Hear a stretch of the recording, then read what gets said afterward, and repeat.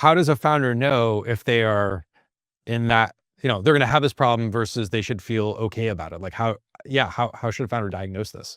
Yeah, it's a very hard question. A simple way is actually, it's just like having a thought experiment. Imagine you have next year's model. Imagine you can just press a button and say, hey, clone Microsoft Office, right? Or whatever your product is.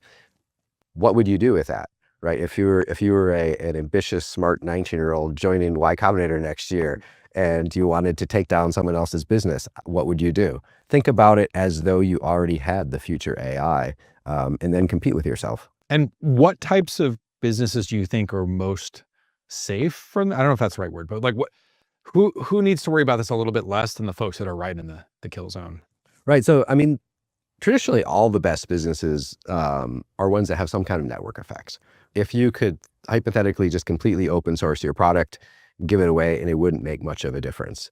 And so, an example, something like DoorDash has a marketplace, right? They have the restaurants, they have the customers, they have the drivers. And so even if someone came along and completely clones the app, it's still worthless, right? Yeah, it's just a blank gap. Like there's nothing in the, Right. It looks like DoorDash, but it doesn't. It doesn't have any of the restaurants or any of the drivers or any of the customers. Yeah. It's not going to work. And so what would be the action item of assuming someone is either not starting a business or it's early enough they could pivot? Like, what should you do about this? Yeah, I mean, the question you want to ask yourself is, again, is next year's model going to make you more successful, or is it going to kind of eliminate the need for your business? So a lot of the AI startups right now are building workflows, adapters, guardrails, things that are all based around the limitations of today's model. But next year's model might not need any of that, or the model will be able to produce it on its own.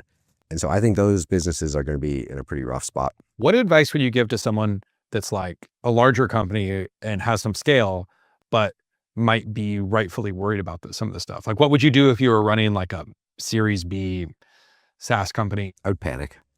You got to do better than that. I mean, okay, panic first. Great. Okay, we got step one. What's the step two? It's going to depend on your business. If you think about the AI as sort of a wave, you're either going to be pushed forward by the wave or you're going to be smashed by the wave. And so you have to think about how does this model help you actually improve your business and grow your business faster? And so ultimately, you just need to be able to be aggressively using the tools and hopefully stay ahead of any competitor. I think that's a great point. And probably my best comp, I mean, probably AI is bigger than the internet, we'll see. But think about all the companies that had to react to the internet coming out.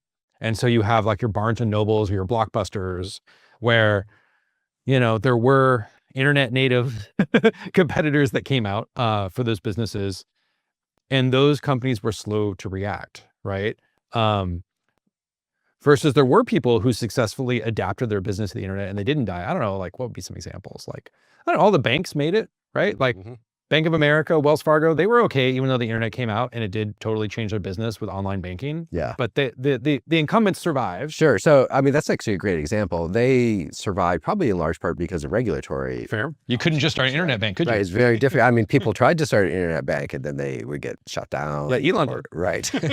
Banking is very highly regulated. And so that's one thing that will keep businesses potentially safe. Though even then, I think AGI presents opportunities to, let's say, circumvent some of the regulations, right?